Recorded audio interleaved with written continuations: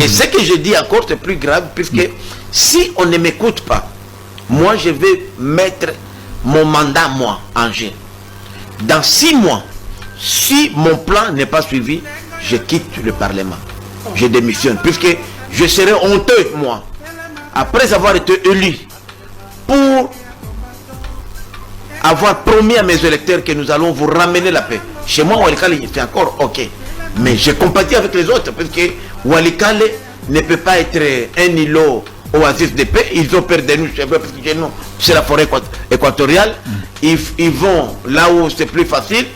Mais moi, j'ai dit, dans 6 mois, si mes propositions, si les résolutions que le Parlement va prendre ne sont pas exécutées par le gouvernement, moi, je quitte l'Assemblée nationale. Je rentre chez moi faire mon travail d'agriculteur et je me sens mieux là-bas. Je quitte et je demande à mes suppléants de ne pas me remplacer. Il y aura 499 députés nationaux et ça va rester à l'histoire. Ça sera un message fort que je vais la. Et si on me suivait, dans 6 mois, nous mettons fin à la guerre. Puisque nous avons la solution, mais nous voulons seulement. On ne demande rien, pas de poste, on n'a pas. Je suis déjà député, je n'ai pas besoin d'être nommé, je n'ai pas besoin d'argent, je suis payé par le trésor public, j'ai mon salaire comme député. Ce que je demande seulement, qu'on puisse confronter les données que moi je vais vous n'avez pas le monopole de Tango Ndeko Bintou Keita, alors il y a un conseil de sécurité à lobby solution militaire réalité pour la situation il y a Est démocratique du Congo. Ngana lobby boye mama Naomi Bitumba naloba kiawa et ça kate biceps militaire non. Il y a côté à Bitumba solution militaire, faut dissuader ennemi, il faut force dissuasive à Banga, il faut aussi diplomatie, il faut aussi politique, il faut aussi stratégie. Nous sommes au combiné ensemble pour gagner Bitumba. Pendant que vous êtes à Mundo Kiboye, vous allez négocier Pepe Mbeni. Parce que les gens balobé na biso, ba Amérique, ah non, bon ça la trêve humanitaire. Biso pe ba nango ba mozo baté, mais toza naïf tondimi. Alors que Bango na trêve oyo ba occuper Kanyabayonga, ba occuper Kirundo, ba occuper ba ville, ba zotia ba bourgmestre na Bango, ba chef de quartier, ba zo s'organiser non, ba osala mapona na Bango na Rwanda, mutakutana Bango ezate, après Kagame kotana manda muto azongi, allez, azongi libinzo. Bon, il a dit peut-être le terme de Kofi a utilisé, mais il faudra biso to placer en un contexte yango. Aza citoyen Kofi d'abord avant d'être star, il y a musique, azali mwana mboka. Et Kofi aza parmi les rares musiciens congolais oyo aza na ba fan mingi na Rwanda. Yé dans na ndeko Josar Nyoka Longo, na Falipe, mamita tona baronde ba bango mingi. Mais zo pesa passe mingi. Comment Barwande ye ayebi que baya lelo kolobake bango nde bazo ko soutenir banguna na biso bazali pa na biso kokoisa ka bamboka pa na biso eza ras le bol à citoyen. Il faut pas comme nango que a fingi mutu aza contre non, faut pas tout abilo kwana puisque dans la terminologie ici il faut dire nous sommes en guerre, nous sommes agressés bon terme naé à lobby bazo beta biso na français za ko taper non ko beta bazo beta biso bazo taper puisque bango bazo zo bamboka biso tozo kokamba mais tozo zo angote tozo récupérer angote ndeye pesi kanda ce qui confiance à Kabanzalendo belake na front na discours ya lobaki wana ce qui Jean Goubala zaki bon mutalendo belake na front il faut biso tozo angola contexte wana. Il a dit que nous ne sommes pas en guerre. Mais parce que guerre est anime d'après Kofi à définir guerre que guerre est entre deux parties. Bozo betana non, obo ba beti on to beti. Mais ceux qui va venir ko beta betayo. C'est ça qu'on appelle agression. Mais yo ceux qui ba agresser au comité non. Toza pe na mapinga neti bango. Et ça problème à mapingate. Et ça li problème yango to le biboy que il faut biso ba kongomani. Tomituna. Pourquoi biso kakande tozo ko zonga kasima. To bien repli stratégique. Puisque Bitumba ezate que les autres monnaient biceps non. Bitumba ezali intelligence, ezali stratégie, ezali tactique de Bitumba. Bitumba ezate que na général non. D'abord na Bitumba lelo, ba général na Bitumba te. Nga tout ça qui réunion. Eza secret na lobiango. Na kokisi ba député à Nord Kivu bazo kanga. Na état major général. avec le général Chiwewe na ba deux adjoints na ye Chaligonza na ndeko nani Kasonga na lobby na bango na lobby pourquoi bino bozo tiaka na ba front ba généraux tozali na ba vaillant officier supérieur oyo bakoki me ba lieutenant capitaine ko bem puisque bango bazo ka bravo un général atiki ba bateau na ye ba avion ba immeuble à 5 20 30 40 millions de dollars on dit à faire front mais muto azana na côté azana locataire akokwa parce que soldat ba komakawa tokowa pona école yango moni tozana difficulté directement va répliquer les parents. Ah non, chez nous ça ne veut pas se faire. Mais pas si raison. C'est Mibeko et Congo et petit que même caporal a que des affronts. Puisque vous soutenez le fait que on est en train de nous malmener, on est en train d'être battus sur le terrain, c'est ce que vous soutenez vous aussi. Non, quoi moi j'ai dit en tant que... Quelles sont les failles? D'abord, les failles c'est quoi? Je l'ai dit ici que la guerre ce n'est pas les biceps. Ce n'est pas la taille, le Congo est grand, moi je suis général, je suis moula, il est grand. Non. C'est d'abord l'intelligence, c'est la tactique, c'est la stratégie. Aujourd'hui, je vous donne un cas. Il y a un pays asiatique, un ami commerçant qui est là, qui m'appelle, qui me dit, mais ce n'est pas possible. Je viens de voir ici un garçon congolais qui habitait un tel pays voisin. Il est ici envoyé par les M23 pour acheter des drones. Et il m'a envoyé les images et la photo de ce monsieur-là. Est-ce que nous, on ne peut pas acheter des drones? Non, okay. Donc, un individu qui achète des drones comme ça, parce qu'il y a des pays où on vend des drones comme ça. Les drones, là, les drones, au moins que même maintenant, il y a l'autre qui est venu ici, Christian Malanga, il avait des drones. Dès que vous avez déjà des drones, vous pouvez déjà voir la position des autres voisins. Vous les larguez, on voit votre position. Pourquoi eux nous bombardent et nous on ne bombarde pas? Est-ce que vous avez déjà entendu que nous on a bombardé quelque part? Pourquoi nous on ne peut pas bombarder aussi? Bakamere bazoli ambongo, babati bukwebo bambosu batebele, bazo piller mboka. Mais ennemi na bino nde boketu wa boketu afinga. Na kufinga bino te na soka. Po ole bo adorer mabele, bo adorer Dieu unique, Seigneur Dieu tout puissant, le créateur d'univers, bino bo komisi bato banzande. Ngala kolobanga kamere. Bois imbécile bino.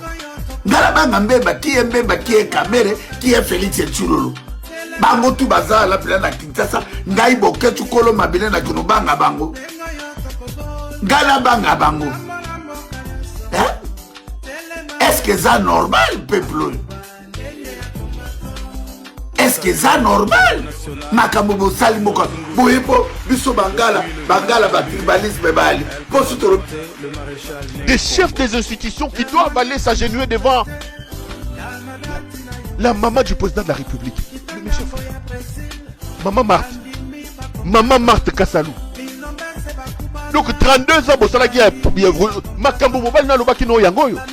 Pour que les mbos les battent, des chefs des institutions, les Ngobila ici, commencent à aller s'agenouiller devant la première. Donc, maman ya liboso, ya président de la République, tous on a Congo Zali yo. On était avec Maman Sifa ici. Qui a vu une autorité aller chez Maman Sifa? Même pas en secret, non. Tout le monde sait que cette maman-là a à dire.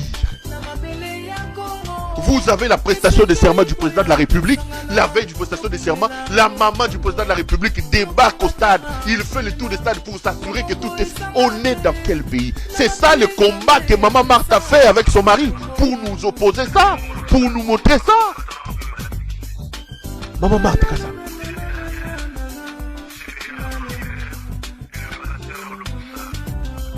Où Tshisekedi avant de mourir, il lui avait dit que lui, maman, elle, maman Marthe, elle est maintenant restée l'impératrice du Congo. Le Congo était un bien qu'on lui a donné. Pour que les chefs des institutions, comme des petits enfants, aillent défiler chez eux. Quelle fonction maman Marthe? Je connais des choses qui se font quand ils vont là-bas. C'est honteux.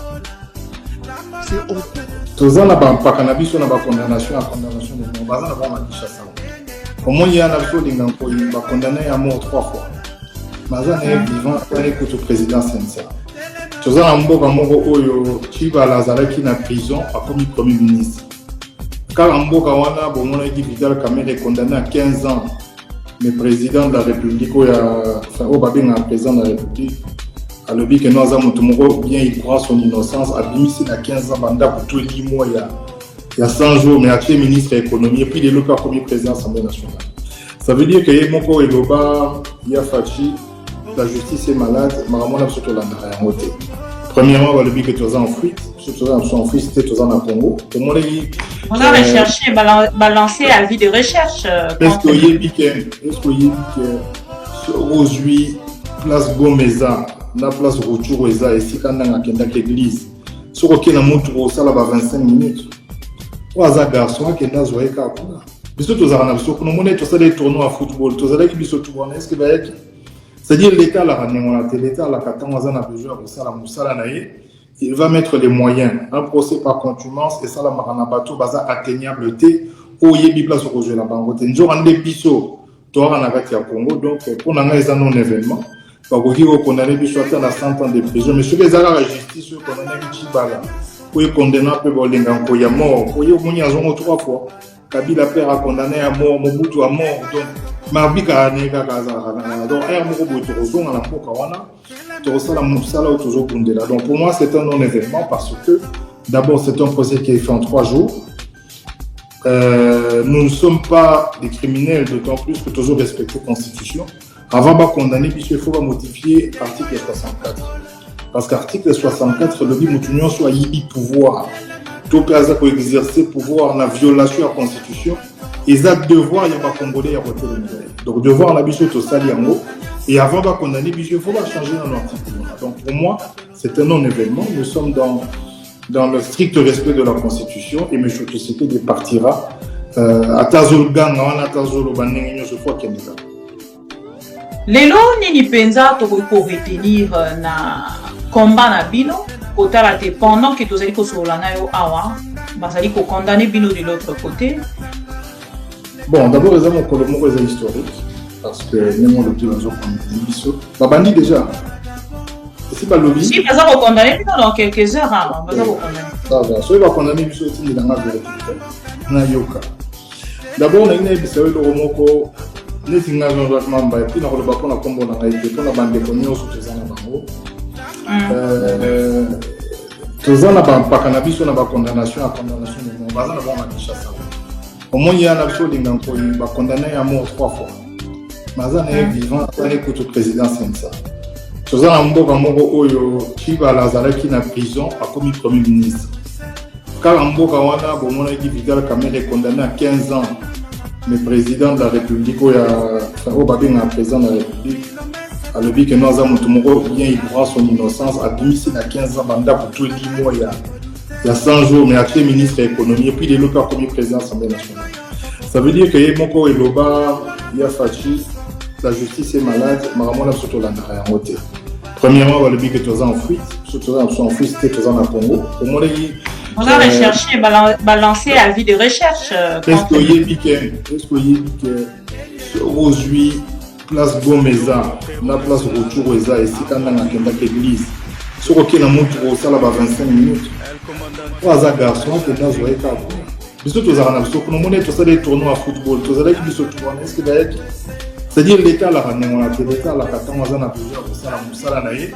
il va mettre les moyens, un procès par contumace et ça la maranabato baza atteignable té au yebi place au jeu la bangote. Nous avons des biso, tu as un agati à Congo, donc pour nous c'est un non-événement. Parce que qu'on a biso à 100 ans de prison, mais sur les arrêts la justice, on a dit Chibala, pour condamner un peu Bolinga, il y a mort, pour y a mort 3 fois. Kabila père a condamné à mort, Mobutu à mort, donc Mabika a négé donc un mot de retour à la Pokawana. Tu reçois la Moussala ou toujours Bundela. Donc pour moi, c'est un non-événement parce que d'abord, c'est un procès qui est fait en 3 jours. Nous ne sommes pas des criminels, d'autant plus que toujours respecter la Constitution. Avant de condamner, puisqu'il faut modifier l'article 64. Parce qu'article 64, le dit que nous soit y pouvoir. Nous pour exercer pouvoir en violation de la Constitution. Ils ont devoir, il n'y a pas Congolais à côté de nous. Ton information, et Bélé Bazan a Kinshasa, Bazan condamné à mort. Pas bon, non. Je dois être le premier condamné à mort. Dans la 4e prison, on va condamner à mort Bazan Bélé. Pas pour ma maman, il n'y a pas de problème. C'est-à-dire que justice, on a où il y a état de droit, les injustices sont malades. Ceux qui les lotent au but, on va rediscuter, aux années, pour se justifier. Mais là, on a sali, celui de côté, mon pays, nos choses, on a rebandé. Parce que M. Tshisekedi ne peut pas diriger ce pays-là, il est indigne. Donc, ceux qui les lotent, on a minimum à y aller dans un moutier. Parce que je constate que mon pays va mal et aucun Congolais ne peut me contredire les lots pour nous dire que le pays va mal. Et au lieu de M. Tshisekedi a soukata na makambo ya Koloba, Toko Kangisa Batou, il a commencé à tuer les gens. Au Monindeko, chez Ruben Nengakoufaki. Pour assister à Goma, na 12 heures, au Monigarde républicain, a boumi 156 personnes dans le Bora Baron à 4 camions.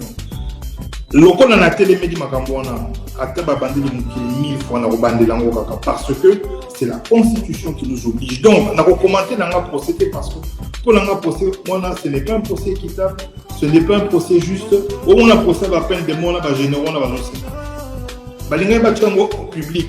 Tango ba babandi ko pesa ba explication, ba zuango ba déplacer en haut et puis ba sel en procès à 3 jours. Ils ont condamné ba 25 personnes à mort pour ça le procès à 3 jours. Mais bon, nous avons doyen il y a une condamnation à mort de Polingapo, il y a la Kinshasa et Belé peut avoir condamné à mort. Même papa, tu sais qu'il y a la condamné à mort pour ton information. Moi, il serait mon bout tous les 13 parlementaires, ils étaient condamnés à mort. Donc, on est à Bablo, au moins, il y a la justice populiste pour nous recevoir ça partout. Mais le problème est sur le terrain et ce problème-là n'est pas résolu. Donc, Babanda Guinée, nos moratoires, peine de mort, Koko, tout là-bas, et pour changer thème, donc, il fera à même Rabilo, ce moment-là va conduire Moussouanda. Lève ta main, dis je suis Goma. Comme dans un moment, il y a rébellion. Moi, je vous dis, si j'étais au Congo, malgré mon âge, j'allais prendre les armes. Oui. On va pasteur va commencer à se mêler de la politique. Mais si tu ne te mêles pas de la politique va s'occuper de toi. Il y a d'autres choses, papa. On ne peut pas prendre le temps de prier aux Utato Sambela. Non! Israël, c'est un peuple de Dieu. Mais comment Israël est ça là? Nous prions le Dieu d'Israël. Mais Israël, qu'est-ce qu'il fait là-bas?